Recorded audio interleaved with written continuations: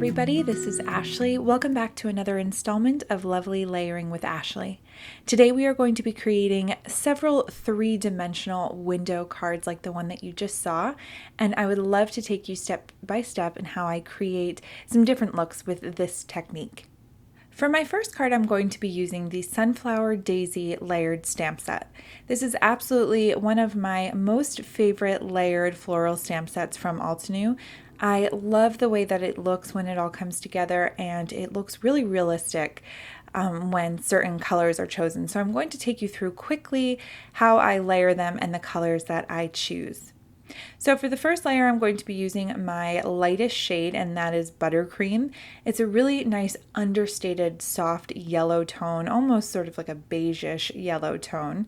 For my second layer, that's going to bring out just a little bit more dimension or detail. I'm going to be using Fresh Lemon. This is a really nice bright yellow that really stands out.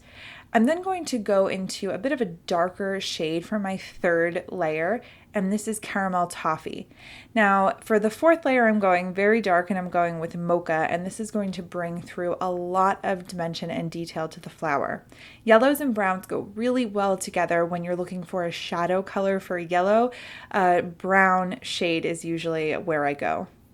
So I've stamped several images from this stamp set, some leaves and one of those, the smaller flowers using some orange tones. All of the colors and color combinations that I used are in the description if you are interested.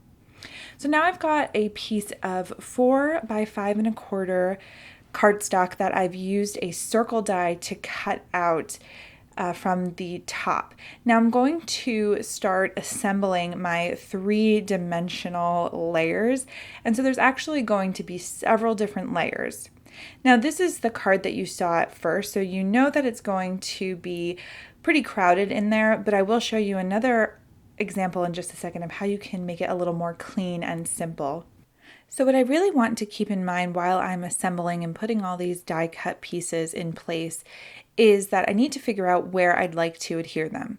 So some of the die cuts are actually going to be adhered to the card base itself, and some of the die cuts are going to be adhered to the back side of that die cut circle, so that we have two different layers. We've got a closer layer and a layer that's farther away. So once I get all of my pieces where I'd like them, I use a Jennifer Maguire tip and use some press and seal to make sure that all of these die cut pieces stay where I want them.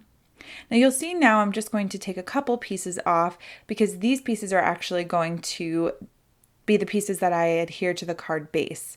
So I'm taking those two pieces off just to make sure that I have a lot of dimension to the card once I put them onto the card base.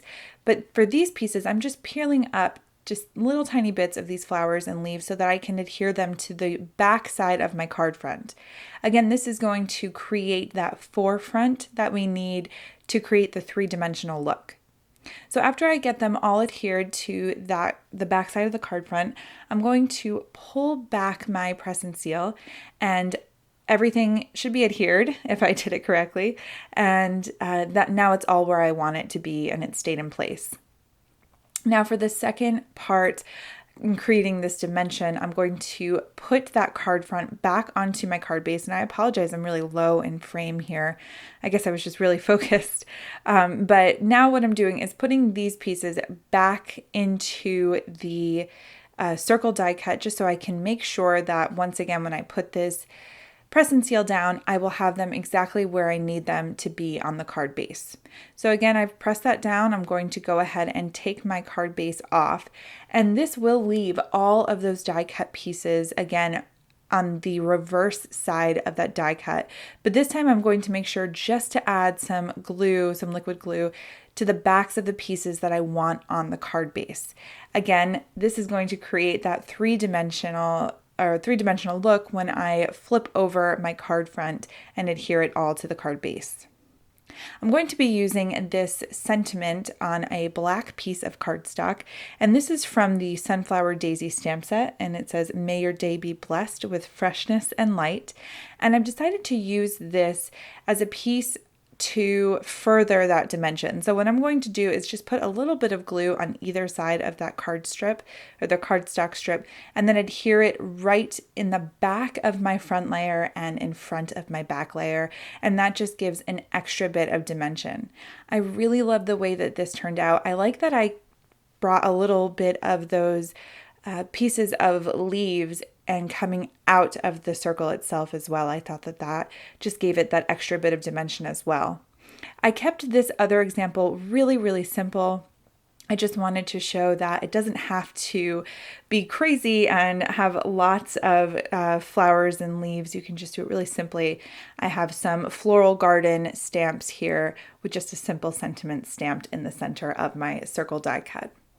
You also will notice that I went ahead and cut both of those cards to a square format, and that was easy to do just before I adhered everything. So I'm going to go ahead now and go to my third example, and I'm going to be using the Birch Impressionism stamp set for that.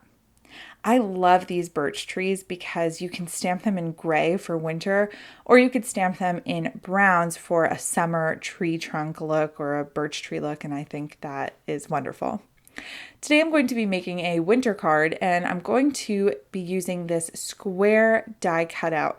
Now this looks a little bit like a Polaroid to me, and I thought that was really fun. I'm not specifically going in a Polaroid route, but I thought I can make a picturesque scene with it and make it three-dimensional. I thought that would be really fun. So I'm going to take my card front and place it right over my base and just make a really faint pencil line as to where I want my scene to be. Now I'm going to be using some of the brand new inks from Altenew. Again, all of these are linked in the description, and I'm going to radiate outward. So my center color will be my lightest, and it's going to radiate outward to the darkest colors around the edges. Now I want to make sure that I've got everything in place, so I'm just going to place my card front back over, and it looks good. So I'm going to go in now to make some snow. I do that with white gouache, which is just a really thick, heavy, sort of like acrylic paint, and I'm going to add some water to that and start spritzing it or splattering it all over my card front and that scene. I want some bigger drops as well, so I go ahead and add a little bit more water, and then I'll go ahead and do the same thing where I just splatter it all along my card front. Now I'm going to compose my card and put it all together. So I've cut out 4 birch trees. I could absolutely have cut out more, but I wanted it to look a little bit more simple, sort of just like a serene winter scene.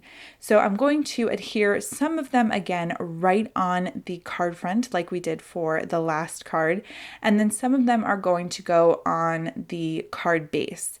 These ones I'm putting on the card base are the ones again that are going to be farther from our forefront.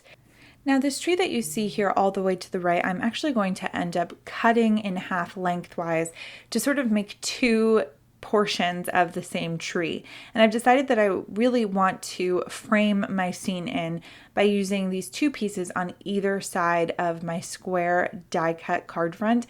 And this way it will really look as if you're peering between a few trees just to see all of this dimension and this snowy night scene that we've created.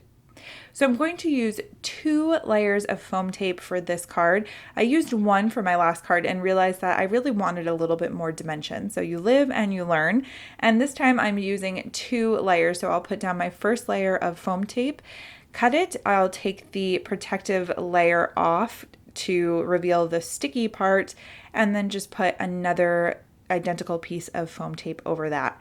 And I'm also going to put 2 layers of foam tape on the tree as well in the center, and this will just make sure that it doesn't sort of fall in and take away that dimension that we really want to make sure comes through.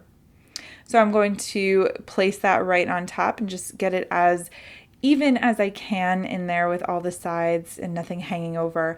And I think that this is so fun. I really like the way it turned out. I do have a little bit of a blank spot there, which my daughter, who is 6, was very quick to point out to me, but I really do like the way that it turned out. I think it just looks really serene.